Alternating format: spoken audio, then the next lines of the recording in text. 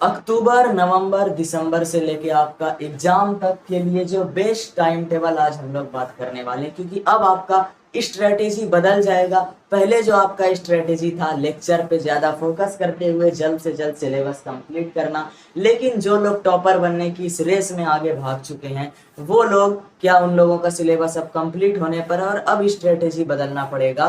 तो इसके लिए आज हम लोग टाइम टेबल की बात करेंगे। इससे पहले की वीडियो में जो टाइम टेबल वाली वीडियो आज से लगभग 1.5 से 2 महीने पहले या उससे भी पहले आई थी, उस वीडियो में जो बताया गया था वो था आपका टाइम को मैनेज करना अपने घर के अंदर। यानी अगर आपका घर के अंदर 24 घंटा होता है उसमें कितना घंटा क्या करना है, इसके अलावा किस तरीके से टारगेट बनाते हुए आपको अपने हिसाब से टाइम टेबल बनाना है, ये स्किल्स उस वीडियो में बताई गई थी। तो वो वीडियो इस हिसाब से काफी इंपॉर्टेंट हो जाता है। इसलिए आज की इस वीडियो में मुझे ये नहीं बताना पड़ेगा कि 24 घंटे को किस प्रकार मैनेज करें, क्योंकि वो मैंने ऑलरेडी बता दिया है इससे पहले वाले वीडियो में। आज की इस वीडियो में हम लोग डायरेक्ट बेस्ट टाइम टेबल की बात करने वाले, जिसे आप अपने हिसाब से एडजस्ट एंड चेंज करके वहां पे अपना रेलिवेंट टाइम टेबल बना सकते हैं। सबसे पहले इस टाइम टेबल में आपका क्या होना चाहिए, अभी जैसे जैसे आपका टाइम बढ़ेगा सबसे पहले तो आपका इसी टाइम टेबल में जिन लोगों का कुछ सिलेबस या कुछ कमी है उन लोगों के लिए लेक्चर भी होना चाहिए, और आपको क्या चाहिए, रिवीजन या रिमेंबर चाहिए जो कि आपको याद भी करना है। इसी टाइम टेबल में आपको डेली बेसिस पर मॉडल सेट का प्रैक्टिस चाहिए। जब मैं मॉडल सेट बोलूं तो इसका दो मतलब होता है, या तो मॉडल पेपर को प्रैक्टिस करना या तो एयर वाइज क्वेश्चन बैंक को प्रैक्टिस करना। इसके अलावा जब आप शुरुआती स्टेज पर जाएंगे तो आपको चैप्टर वाइज पीवाईक्यू अगर आपने नहीं किया और आपका मन है चैप्टर वाइज क्वेश्चन बैंक लगाना तो वो भी होना चाहिए इसी टाइम टेबल के अंदर। तो ये सारा चीजें होना चाहिए, और जो कुछ भी होगा प्रैक्टिस के लिए वो सब की इस टाइम टेबल में हम लोग बात करेंगे। तो सबसे पहले तो हम लोग स्टार्ट करते हैं, आपको डेली कितने बजे उठ जाना चाहिए।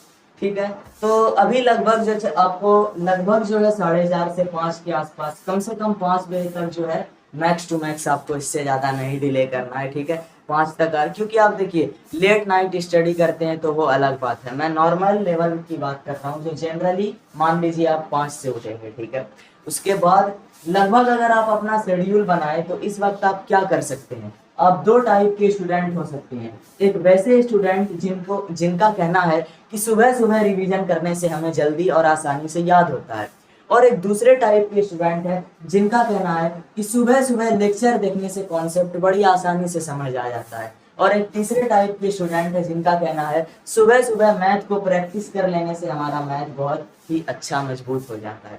तो आपको अपने हिसाब से सिलेक्ट करना है कि आप इनमें से किस कैटेगरी में आते हैं, और आपको जो वर्क इस शेड्यूल के रिलेवेंट लगता है तो आपको लगभग जब से उठे उसके कुछ देर बाद से लेके लगभग 8 बजे तक या 8:30 तक, जब तक हो जाए, यानी कि 8 तक ही नॉर्मली आपको इन तीनों में से जो काम आप करेंगे वो करना है। उसके बाद जो आप नाश्ता कर ले, ठीक है, जो भी, उसके बाद आपका असली गेम स्टार्ट होता है। वो होता है आपको शेड्यूल बनाते हुए 9:30 से 12:45 के बीच। अब यहाँ पर दो यहाँ पर ट्विस्ट है। पहला कि जो लोग स्टूडेंट, अभी आपको किसी को नहीं पता कि आपका एग्जाम फर्स्ट सिटिंग में है या सेकंड सिटिंग में, लेकिन फिर भी आप अंदाजा लगा सकते हैं स्कूल लेवल के ट्रेंड से या किसी भी तरह से। और अगर कोई अंदाजा नहीं भी है तो आप अपने हिसाब से रैंडमली सिलेक्ट कर लें कि मुझे कब प्रैक्टिस करना है, यानी मुझे कब रियल फील मॉडल सेट लगाना है, या तो फर्स्ट में या तो सेकंड में। तो पहले टाइप के स्टूडेंट होंगे जो 9:30 से 12:45 को सिलेक्ट करेंगे, और एक ऐसे भी स्टूडेंट होंगे जो सेकंड सीटिंग चाहेंगे। तो सेकंड सीटिंग वालों का टाइम मैं बता देता हूँ, 2 बजे से लेके 5:15 ये होता है मॉडल सेट का, यानी कि रियल फील जैसा प्रैक्टिस करने का टाइम। अगर आपने ये कर लिया एग्जाम तक तो आपके अंदर वो डिसिप्लिन, वो मैनेजमेंट और वो सब कुछ आ जाएगा जो आज तक आपने पूरी तैयारी में कभी सोचा भी नहीं था। ठीक है, ये बहुत इंपॉर्टेंट और टॉपर्स के लिए सबसे इंपॉर्टेंट पार्ट है। एक बात का विशेष ध्यान रखें, जब भी आपका परीक्षा, यानी कि जब आप प्रैक्टिस कर रहे हो साइंस या सोशल साइंस के विषय की, तो इसमें आपको जो लेना है टाइम वो ये होना चाहिए कि 9:30 से 12:15 होना चाहिए। इसके लिए साइंस और एसएसटी के लिए। और यहाँ पर क्या होना चाहिए, तो यहाँ पर आपका जो है 2 से 4:45 होना चाहिए जब आप साइंस एसएसटी की तैयारी कर रहे हो। तो इस तरह से ये आ गया मॉडल सेट। अब आपको इंटरचेंज करना है, यानी कि जो स्टूडेंट, मेरी बात ध्यान से सुने, अगर आप वैसे स्टूडेंट हैं जिन्होंने इस चीज को सिलेक्ट किया है मैं तो बोलूंगा अभी फिलहाल आप इसी को सिलेक्ट करें।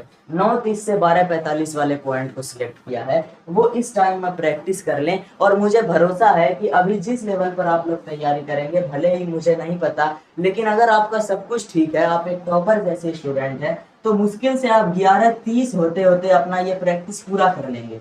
और आपके पास लगभग 1.5 घंटे का जो एक्स्ट्रा टाइम बचेगा, तो पहले तो 11:30 में आप प्रैक्टिस करके उठे, नॉर्मली 12 तक घूम के, उसके बाद क्या कर सकते हैं आप फिर से कुछ कुछ जो रिवीजन है ना, इस वक्त जो रिवीजन आप करेंगे वो बहुत बेटर होता है मेरे ख्याल से। दोपहर के टाइम में रिवीजन आराम से कर सकते हैं, क्योंकि लिखते लिखते हाथ थक गया है, कुछ लिखने का मन नहीं होगा एक बार जब आप प्रैक्टिस करके उठेंगे। तो यहाँ तक कि आप फिर जब इतना देर बैठ के उठेंगे तो आपको बैठ के लेक्चर देखने का भी मन नहीं करेगा। तो इस वक्त अगर आप पढ़ाई में कुछ कर सकते हैं, समय को बचा सकते हैं, तो उसके लिए एक ही तरीका है, रिवीजन।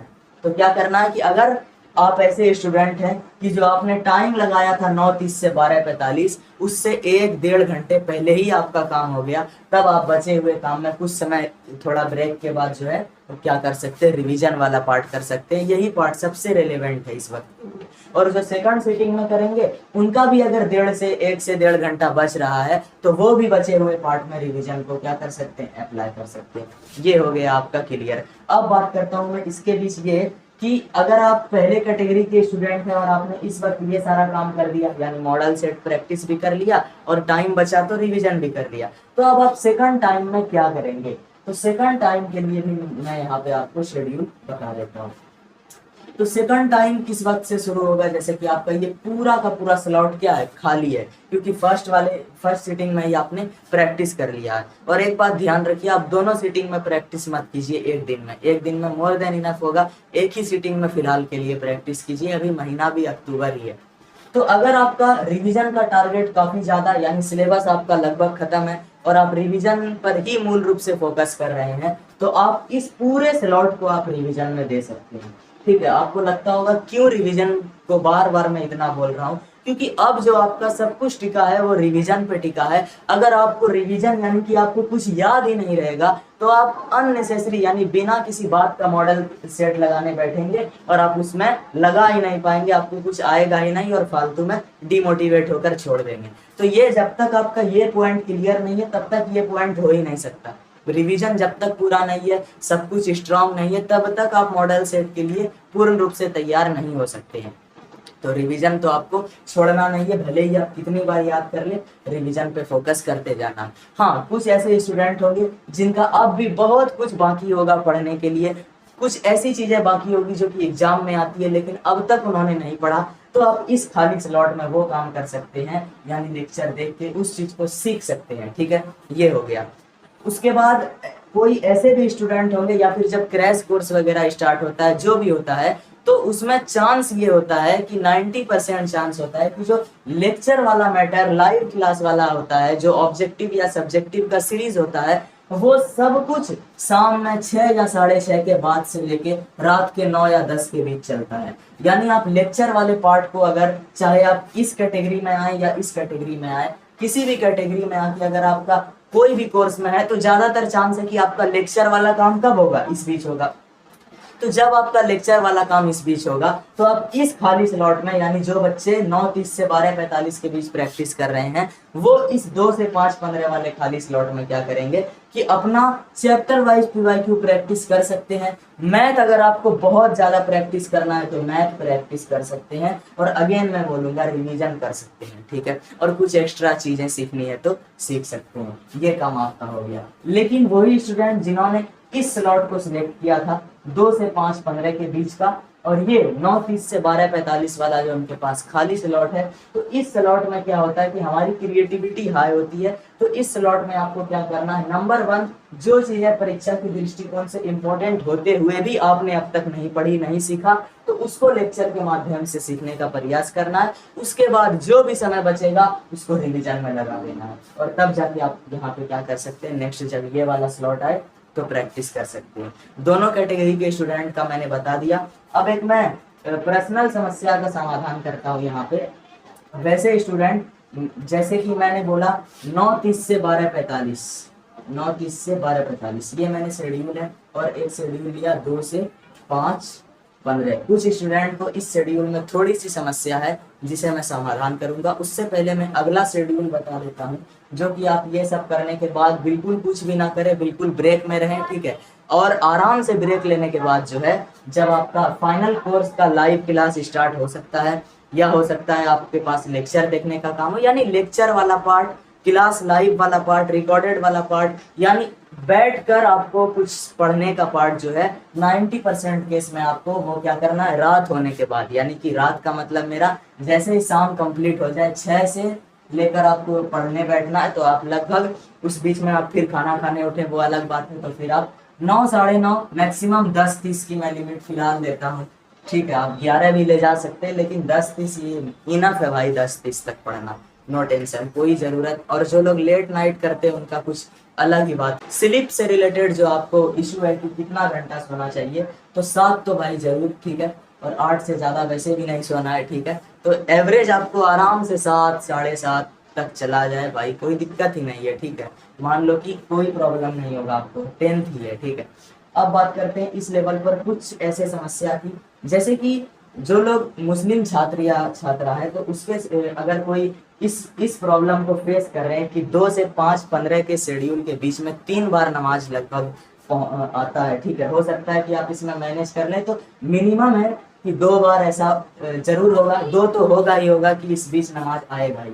तो इस शेड्यूल को आप लोग अपना सकते हैं। पहले सबसे फर्स्ट सजेशन, फर्स्ट सिटिंग में प्रैक्टिस करो जैसा कि मैंने किया था, और इसमें आपका कोई भी बीच में कोई नमाज नहीं है तो कोई टेंशन नहीं है, ठीक है। लेकिन फिर भी गलती से जिसके एडमिट कार्ड पे अगर सेकंड आ गया, तो अब उसको सेकंड में प्रैक्टिस करना पड़ेगा।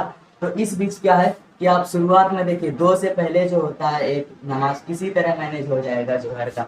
उसके बाद इस बीच में आपको अगर हर हाल में ब्रेक लेना ही पड़ेगा, ठीक है। 2 बार ऐसा केस होता है, तो मैं बोलूंगा कि इसमें आप सिर्फ 1 बार ब्रेक लेना पड़ेगा। पहला केस तो ये है कि एक नमाज पढ़ने के बाद ही प्रैक्टिस स्टार्ट करें 2 से, ठीक है। और दूसरा केस ये है आपके साथ कि जो बीच में असर का टाइम होता है, तो उस बीच 1 बार ब्रेक लें और असर के बाद तुरंत प्रैक्टिस करने बैठेंगे, और प्रैक्टिस खत्म करते करते तब जाके आपका थर्ड नमाज जो मगरिब होता है वो स्टार्ट होगा।